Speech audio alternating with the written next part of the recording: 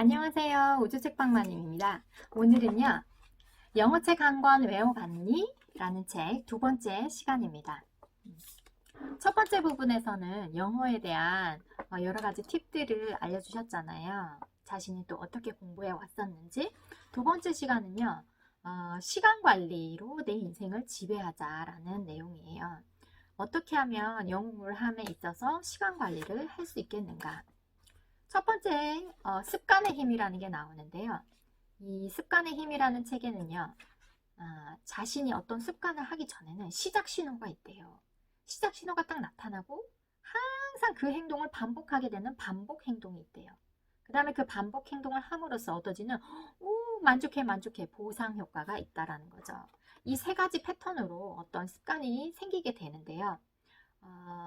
그 책의 저자인 찰스 두히그는요. 사무실에서 일하다가 오후 3시만 되면 1층으로 내려가서 초코칩 쿠키를 사 먹는 버릇이 생겼대요. 이게 자신의 이제 버릇을 한번 분석을 해본 거죠. 이 세 가지 패턴으로. 처음에는요, 당이 딱 떨어져요. 3시가 되면 이제 집중력이 떨어지는 거죠. 그래서 이제 휴식을 엄청나게 하고 싶은 막 생각이 들어요. 이게 바로 시작 신호예요. 3시가 되면 당 떨어지고 휴식하고 싶어 하는 이 시작 신호. 두 번째는요, 카페에 내려가서 동료와 초코칩 쿠키를 먹으면서 수다를 떤다. 이게 바로 매일 하는 행동이죠. 반복 행동. 세 번째는요, 즐거운 기분으로 전환이 되어 새롭게 작업에 몰두하게 된다. 이게 바로 보상이에요. 즐거운 기분이 되어서, 그죠? 그러면 이게 뭐 잠시 쉬는 건 좋잖아요. 좋은데 초코칩 쿠키에 중독이 되다 보니까 살이 막 엄청나게 몸무게가 는 거죠. 저도 이 초코칩 쿠키가 우리나라에선 요만하잖아요. 이 정도? 근데 다른 데 좀 맛있다는 쿠키집에 가면 이 손바닥만한 게 있어요. 지름이 막 손바닥만한. 근데 그게 막 바삭한 쿠키가 아니고 약간 촉촉한 쿠키예요. 뜯어먹는. 거기에 제가 중독이 돼가지고 순식간에 8kg가 찐 적이 있었어요. 한 달 만에 8kg가 찐 적이 있어요. 근데 저는 제가 그 습관을 계속 하는지는 몰랐지만 어느 순간에 똑같은 시간에 그걸 먹고 있는 거예요. 안 먹으면 미칠 것 같아요. 너무 좋아요. 그래서 이 나쁜 버릇을 이분이 고치기 위해서 해야 했던 게 두 번째 행동인 반복 행동을 바꿔줘야 되는 거죠. 이게 먹는 행동, 그걸 바꿔줘야 되는 거죠. 근데 이때 시작 신호와 보상 효과는 똑같아야 돼요. 자, 이분에게 다시 3시에 띵동띵동 당 떨어졌네. 너 빨리 내려가서 뭐 초코칩 쿠키 먹어 하는 신호가 왔어요. 이게 똑같죠? 그런데 내려가서 초코칩 쿠키를 들고 동료랑 수다를 떠는 대신에 물 한 잔을 들고 간 거예요. 물 한 잔으로 바꾸고 똑같이 수다를 떨고 나서 다시 제자리로 돌아와서 업무에 복귀를 했는데 역시나 즐거운 마음이 드는 거예요. 왜? 그 동료랑 수다 떨면서 스트레스가 해소되는 건 똑같으니까. 그래서 그 보상 효과도 똑같죠. 즐거운 마음으로 다시 일에 복귀하는 거. 그래서 이 습관을 없앨 수 있었대요. 이분도, 이 김민식 PD님도 강의를 듣다가 너무 강의가 지루하면 이게 공상에 빠지는 패턴을 가지게 된 거예요. 망상을 하고 혼자서 그래서 막 현실에서 벗어나니까 즐겁고 항상 그랬었대요. 그런데 이제 이 패턴을 알게 되면서 이 망상 대신에 멍하게 멍 때리면서 자기 혼자 다른 나라 생각하면서 갔다 오느니 페이퍼백으로 영어 원서를 읽는 습관으로 바꿨대요. 그래서 강의를 보다가 교수님이 너무 지루해? 그럼 자기 혼자 페이퍼백 영어 원서를 읽으면서 그 영어 원서도 소설 내용이니까 재밌잖아요. 그러니까 자기도 또 다른 나라에 갔다 온 상상을 한 것 마냥 보상을 받을 수 있는 거죠. 그래서 반복 행동을 바꿔준 것만으로도 굉장히 좋은 습관을 들였다고 해요. 여러분도 뭐 안 좋은 습관이 있으면 뭐 집에 와서 자꾸 술을 먹는다. 그죠? 반찬만 보면 술 생각이 난다. 그거를 밥을 먹고 영화를 보는 걸로. 아니면 코믹북 정말 안 되겠으면 만화책을 보는 걸로 바꾸는 거예요. 그 습관을. 그럼 그 술을 조금 줄일 수 있다는 거죠. 자투리 시간을 영어 공부하는 시간으로 바꾸고 일찍 잠드는 습관을 들여서 아침에 자기 혼자 조용히 생각하고 공부할 수 있는 그 시간을 만들라는 거죠. 하루에 3번 시간을 버는 습관을 알려주고 계십니다. 1번. 밤에 잘 때는요, 휴대전화를 꼭 끄라는 거죠. 그래야 빨리 잠들 수 있고요. 블루라이트 아시죠? 잠을 잘 자면 새벽에 일찍 일어나서 오전 5시에는 이제 저절로 눈이 번쩍 떠지면 그때 그 시간에 집중적으로 공부를 하는 거예요. 그리고 낮에도요, 잠깐씩 두 번째인데요. 휴식을 취하는데 핸드폰은 반드시 끄고 휴식을 취하라는 거죠. 저도 그런 적 굉장히 많아요.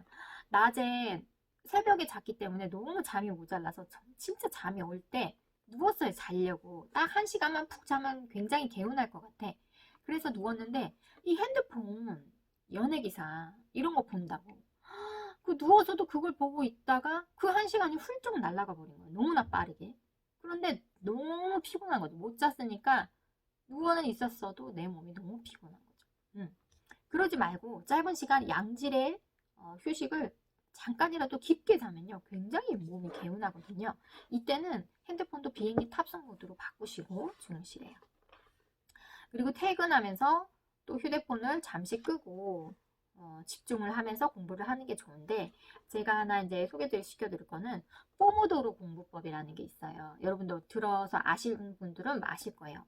포모도로라는 건요, 이탈리아어로 토마토라는 뜻이에요.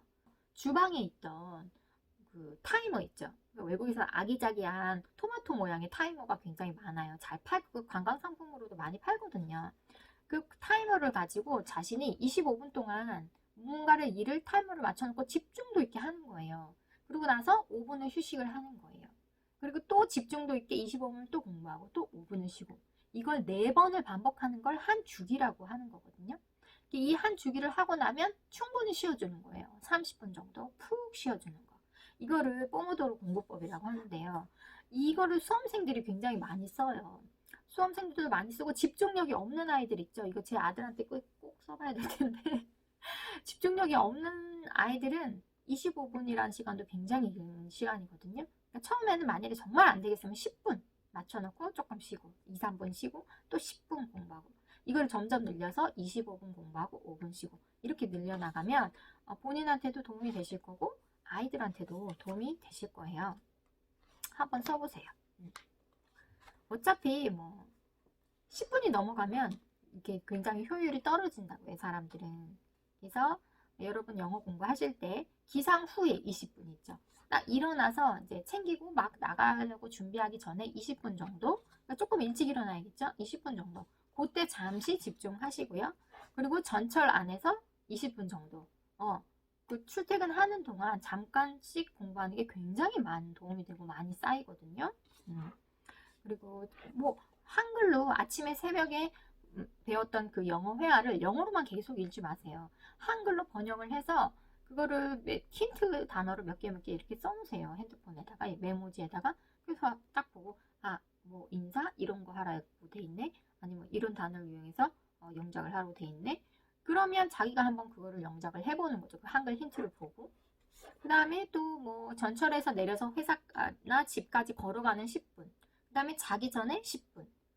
지금 벌써 굉장히 많은 시간을 세이브했어요. 보세요. 기상 후에 20분, 전철 타고 가면서 20분, 내려서 걷는 시간 10분, 자기 전 10분. 벌써 1시간이라는 시간을 절약을 해서 공부를 한 거거든요. 근데 막상 내가 딱 앉아서 1시간을 공부해야지 하고 앉으려고 하면요, 책도 준비해야 되고 뭐도 과일, 간식도 준비해야 되고 너무나 준비하는데 2시간도 많이 걸리고 또 1시간 자체가 지루해요. 하다 보면 잠이 오거든요. 차라리 이렇게 나눠서 틈틈이 공부하는 게 훨씬 더 효율적이라는 거.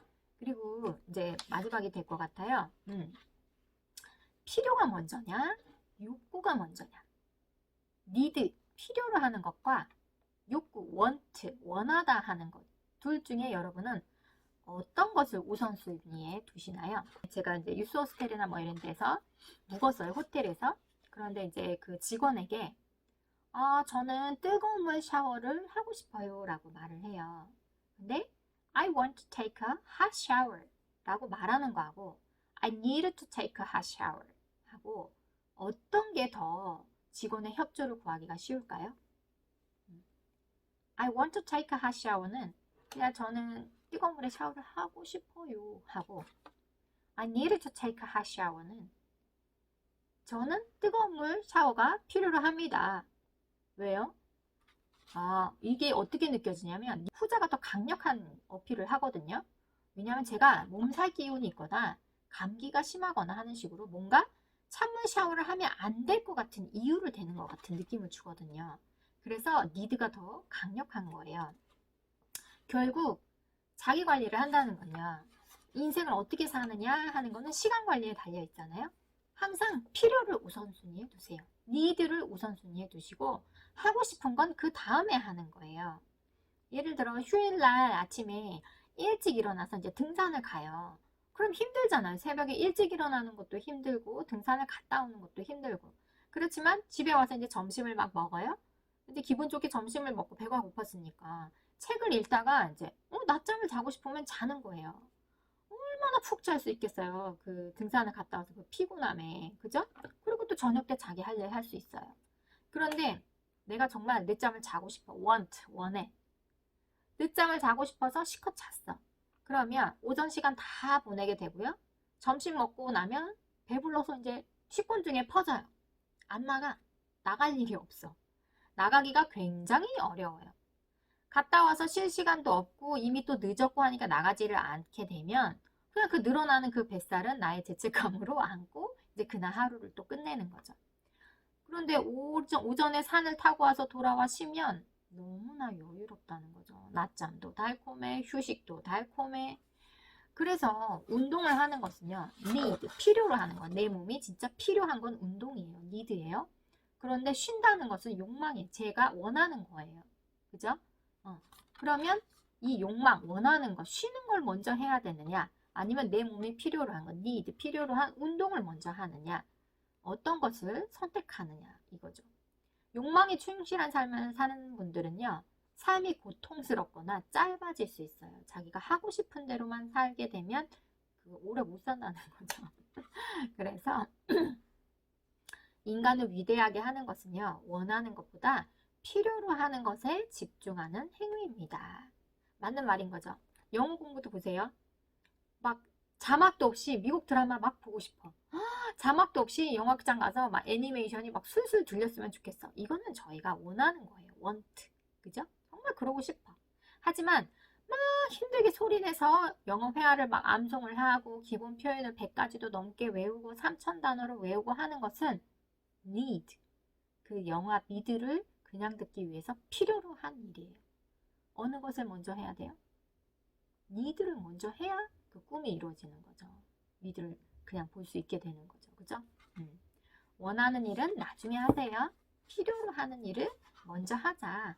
우리가 오늘 정말로 배워야 할 문장입니다. 그리고 저는 조기교육에 좀 관심이 없다고 했었잖아요. 이분도 마찬가지예요. 영어는 어른이 되어서 독학으로도 충분히 할 수 있습니다. 그런데 왜 다들 외국어는 조기교육이 중요하다고 할까요? 거기에는 돈이 있기 때문이에요. 자본주의 사회에서는 돈이 되는 일이라면 막 떠들어요. 그런데 돈이 안 되는 일은 절대로 말하지 않아요. 굳이 시키지 않아도 된다라고 하는 이 사실을 그 사람들이 돈이 되지도 않는데 애써 떠드는 사람은 없다는 거죠. 그래서 어른이 되어서 영어를 공부하면요. 뭐가 더 좋은 점이 있냐면 인생 최고의 필수 경쟁력까지 이미 갖추게 된다는 거죠. 바로 모국어 사용 능력과 자존감까지 이미 갖춘 상태에서 영어 공부를 하게 된다는 거죠. 뭘 경계하셔야 되냐 하면요. 어려서 배우는 영어는요. 굉장히 쉽고 이렇게 빠르게 느는 것 같아요. 하지만 그건 굉장히 위험한 선택이에요. 모국어의 희생 위에 이루어지는 거기 때문이에요. 진짜 외국어 공부는 어른이 된 후에 하는 게 맞다고 보시는 거예요. 이분은. 저도 같은 생각이에요. 왜냐면 이런 프로를 본 적 있어요. 그 영재가 나와서 영재 아이인데 굉장히 영어를 잘해요. 왜냐면 그 책을 통해서 과학이라든지 미술이라든지 음악이라든지 뭐 이런 것들을 굉장히 박학다식하게 많이 읽었어요. 그래서 이제 거기까지는 이해가 가. 그런데 그 이상의 깊은 문학소설이라든지 뭐 깊은 사고력, 자신이 토론을 해야 된다든지 뭐 이런 거에서는 말을 닫는 거예요. 그렇게 술라술라 잘 말하던 아이가 그런 거에 있어서는 입을 딱 닫는 거예요. 왜 그러냐? 자신의 모국어 사고력이 거기까지 미치지가 않는 거예요. 아직 안 큰 거예요.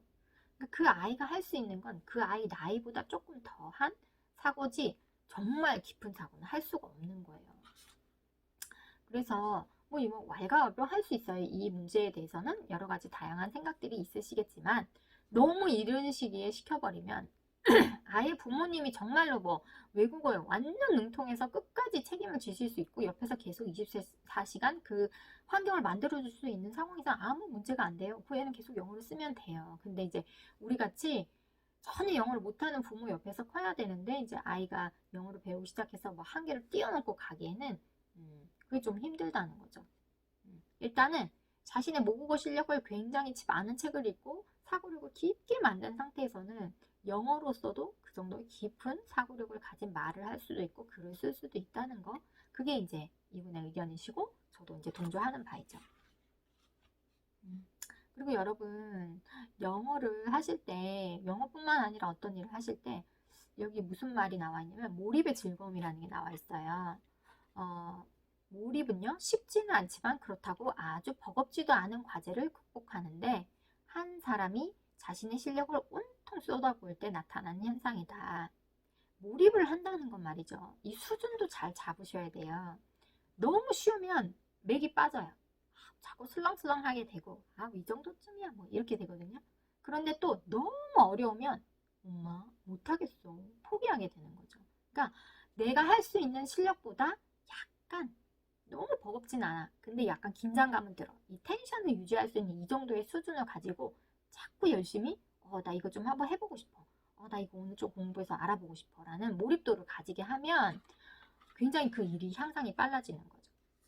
어떤 일을 하는 목표는요. 일 그 자체가 목표여야 해요. 이게 무슨 말이냐면요.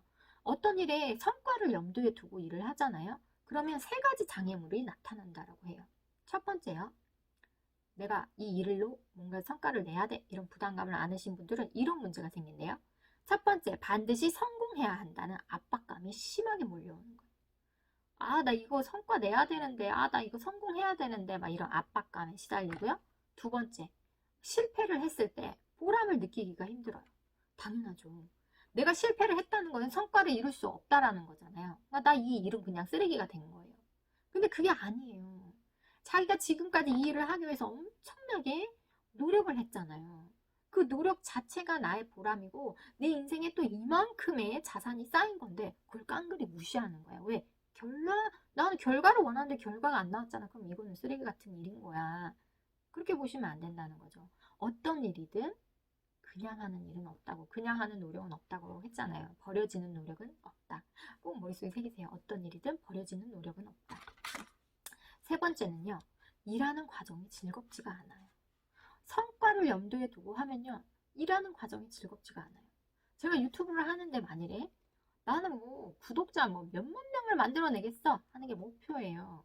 그러면 막 내가 6달, 7달을 하고 있는데 지금 막 구독자가 20명이에요. 늘지가 않아. 완전 답보 상태예요. 그럼 이분은요. 포기하는 거죠. 빨리 접는 거죠. 왜 성과가 없는 쓰레기 같은 일을 내 시간 낭비 삼아 할 수 없다. 얼른 접는 거죠. 그 과정이 즐겁지가 않아요. 근데 저는 그냥 그런 과정 성과에 대한 목표치가 없기 때문에 책을 보면 빨리 이거 빨리 소개해주고 싶다. 빨리 알려드리고 싶다. 내 식구들이 이걸 봤으면 좋겠다. 뭐 좀 인생에 도움이 되는 얘기를 나눠주고 싶은 마음이 더 크잖아요. 그러니까 이 구독자 수가 상관이 없어요, 솔직히. 그냥 제가 즐거워서 하는 일이고 누군가가 내 방송을 보고 한 명이라도 도움이 됐다고 하면 그건 저한테 굉장히 인생의 축복이거든요. 진짜 제가 어딜 가서 그런 도움을 드리겠어요. 그렇죠? 그러니까 저는 연연하지 않아요. 그러니까 여러분들도 과정을 즐기세요. 이 책을 사서 보시면요. 이분이 또 어떤 사이트에서 도움을 많이 받았었는지가 이렇게 QR코드가 다 나와요. 그래서 이 QR코드를 보시고 찍어서 들어가시면 굉장히 도움을 많이 받을 만한 사이트들이 굉장히 많이 나오고 이런 것도 있었네. 나는 이런 사이트 처음 봤는데 하시는 부분도 있고 도움을 많이 받을 수 있을 거예요. 한번 사서 보시고요. 꼭 영어 공부에 도움이 되셨으면 좋겠습니다. 오늘도 많이 유익한 정보 받으셨나 모르겠어요. 오늘도 함께 해주셔서 정말 감사드립니다. 다음 시간에 또 좋은 책 가지고 돌아올게요. 안녕히 계세요.